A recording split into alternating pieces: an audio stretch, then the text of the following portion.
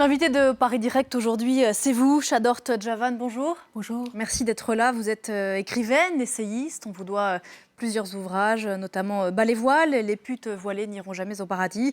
Et votre dernier, Iran, j'accuse, c'est celui-ci qui est paru il y a quelques mois chez Grasset. On y reviendra tout à l'heure. Chador Javan, vous êtes né en Iran ce 11 février 1979, jour où le régime du Shah est renversé à Téhéran. Vous avez 11 ans. Quel souvenir personnel vous gardez de cette journée et des semaines qui ont suivi ? Écoutez, lorsque j'ai vu, j'avais 11 ans, lorsque j'ai vu Khomeini descendre de l'avion d'Air France en Iran, en direct à la télé, j'ai su, parce que je lisais déjà beaucoup les journaux, pour mon père, j'étais obligée de les lire, et donc j'ai su que le pays va basculer dans des années noires et va basculer dans la barbarie. Et je ne me suis pas trompée. Vous avez eu peur à 11 ans déjà de ce qui allait se passer ? Oui, je crois que je n'étais pas la seule. Il y a beaucoup de gens. Et effectivement, tout de suite, il y a eu des arrestations, des emprisonnements, des pendaisons, des exécutions sommaires, la répression sanglante. Les 3-4 années ont été les années noires de l'Iran. Et notamment pour vous, à titre plus personnel, mais pour que les gens qui n'ont pas forcément connu cette période de l'histoire iranienne comprennent bien. Qu'est-ce qu'il y avait dans la tête des Iraniens qui soutenaient la révolution, de ceux qui ont accueilli de façon triomphale Khomeini quand il est sorti de l'avion d'Air France à Téhéran quelques jours avant ? Il y a beaucoup de choses qui ne sont pas vraies qu'on dit par rapport à l'époque avant Khomeini. Certes, le Shah d'Iran n'était pas un démocrate. Il était loin d'être un démocrate, il était un dictateur. Ça n'empêche que les Iraniens avaient tous les droits dans leur pays, sauf la liberté des activités politiques pour les communistes et pour les extrémistes religieux. Donc, les Iraniens ne quittaient pas leur pays, ne fuyaient pas leur pays, ils vivaient dans leur pays et ils préfèrent. Aujourd'hui, même la jeunesse iranienne qui n'a pas connu l'époque avant Khomeini, malgré la propagande immonde, la jeunesse iranienne aujourd'hui préfère l'époque qui précédait l'époque de Khomeini. Et les gens en Iran ont fait une révolution parce qu'ils croyaient. À l'époque, ils comparaient l'Iran avec la France, avec l'Angleterre, avec la Suisse, avec les États-Unis, et pas n'importe où aux États-Unis, mais New York, Washington. Et ils voulaient plus de liberté, ils voulaient la liberté d'expression, et surtout, ils pensaient que l'argent du pétrole va être distribué à tout le monde. J'avais 11 ans et j'entendais déjà que chaque famille va recevoir un chèque comme en Arabie Saoudite, à l'époque disait-on, pour le prix du pétrole. Donc, mais aujourd'hui, on compare l'Iran avec l'Arabie Saoudite, avec l'Afghanistan, avec les pires pays au monde.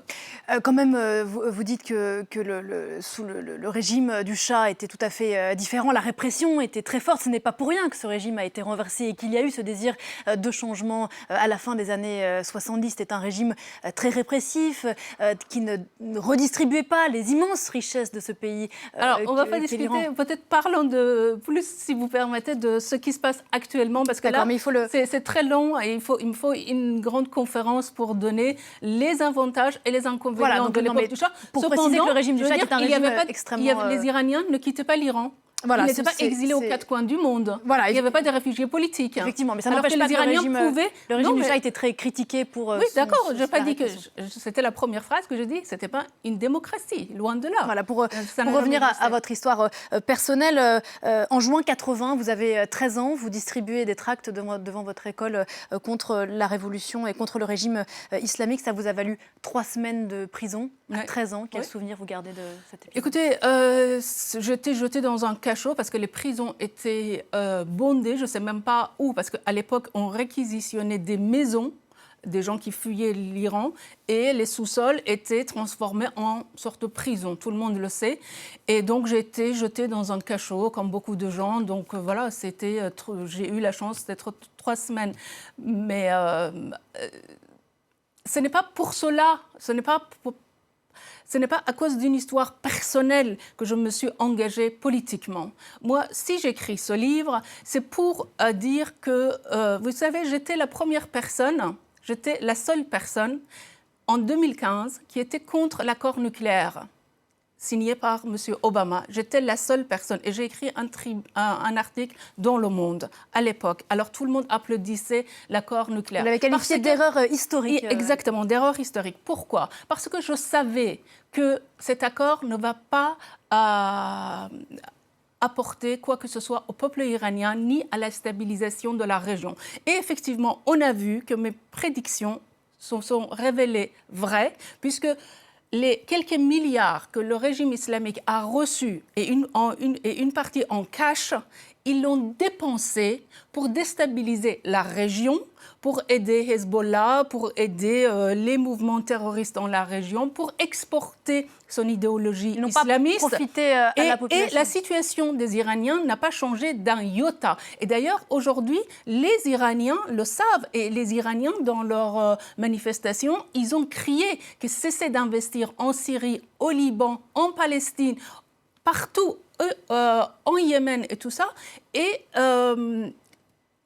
il a investi également dans les missiles balistiques. Donc aujourd'hui, effectivement, et moi je suis absolument contente que Donald Trump s'est retiré de l'accord nucléaire. C'est nécessaire, mais ce n'est pas suffisant. Ça a quand même coïncidé avec la remise des sanctions économiques très lourdes qui pèsent, c'est une réalité, qui pèse lourd sur l'économie iranienne. Il y a une crise sociale, économique qui s'est encore aggravée avec la reconduction de ces sanctions. Pardon, je finis ma question. Situation économique très, très dure dans ce pays. Est-ce que la contestation économique et sociale qu'on a vu éclore l'année dernière dans plusieurs villes de pays, celle-là peut, au bout d'un moment, fragiliser ce régime? Non. Comme on l'a vu dans les printemps arabes où la colère était au début sociale. Non, parce que ce régime n'est pas justement le régime de Shah. Le Shah est parti. Le Shah était un dictateur, mais un dictateur quand même modéré, comme on peut dire. Mais le régime islamique, il n'y a pas déjà des modérés ou réformateurs dans ce régime. Lorsque Rouhani est venu en France en 2015, qu'est-ce qu'il a dit? Il a dit « Nous poursuivons la voie de Khomeini, le fondateur du régime islamique, et nous obéissons à la constitution iranienne. » Et la constitution islamiste du régime iranien, aujourd'hui condamne à mort quiconque critique le guide. Cependant, les gens ont descendu dans la rue et ils ont crié « à bas le régime islamique, à bas le guide ». Ils ne veulent plus de ce régime.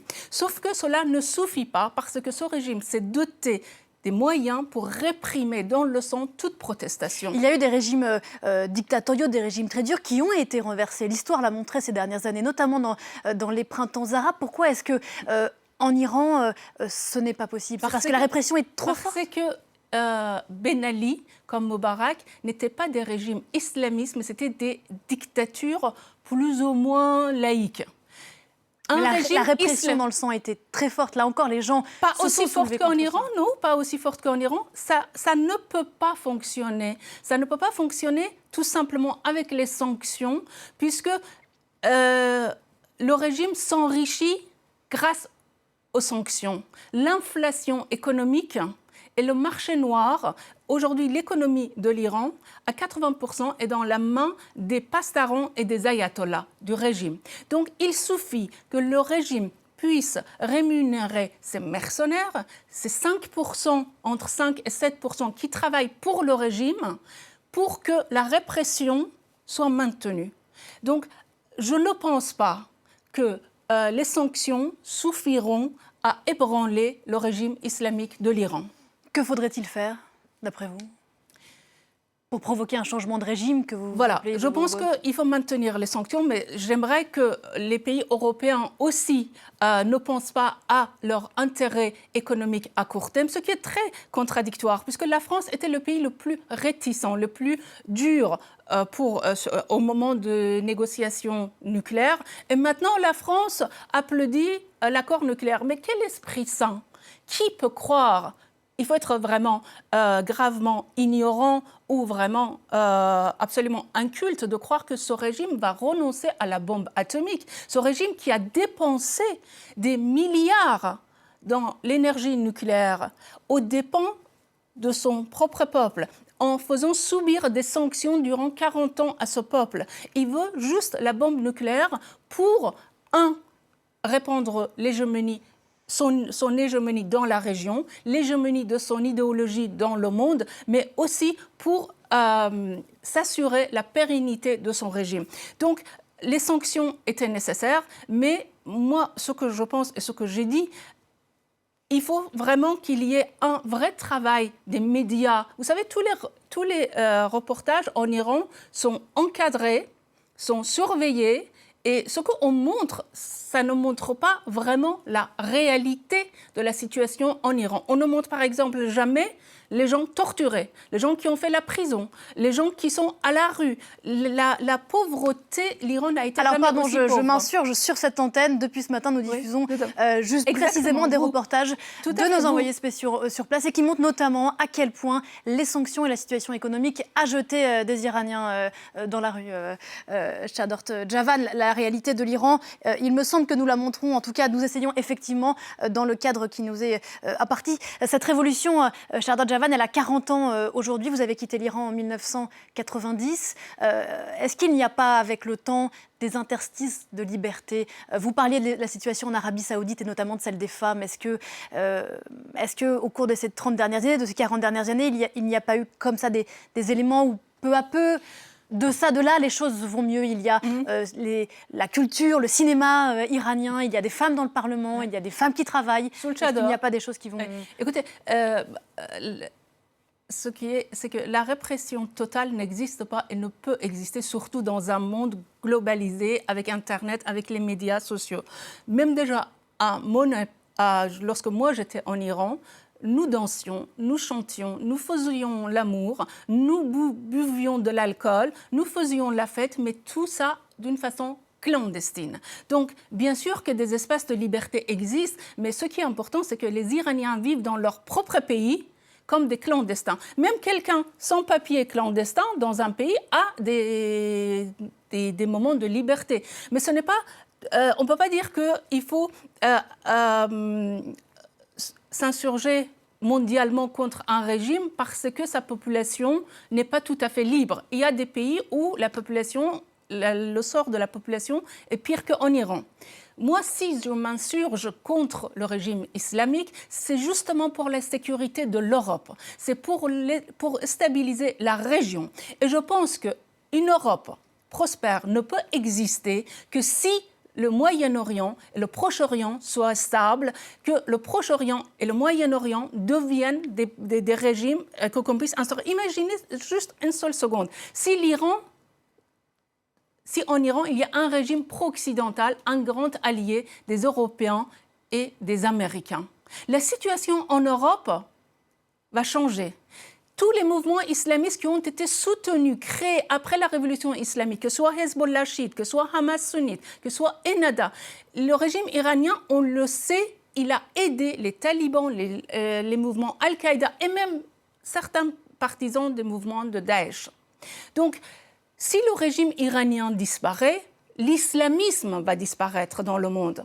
Et effectivement, l'Iran est un pays très riche, toute la région est très riche et l'Europe va être à nouveau prospère. On va reconnaître encore les 30 glorieuses. Voilà, on va s'arrêter là. Merci beaucoup, Shadort Javan, d'être venue ce matin sur le plateau de Paris Direct. Iran, j'accuse chez Grasset, donc à lire pour en savoir plus sur ce que vous venez de nous dire. On va se quitter en images avec des images de Téhéran où sous la pluie, les partisans de cette révolution islamique fêtent les 40 ans de la prise de pouvoir de l'ayatollah Khomeini à Téhéran. Belle journée à vous. Merci encore. On se retrouve juste après la pause avec Damien Coquet.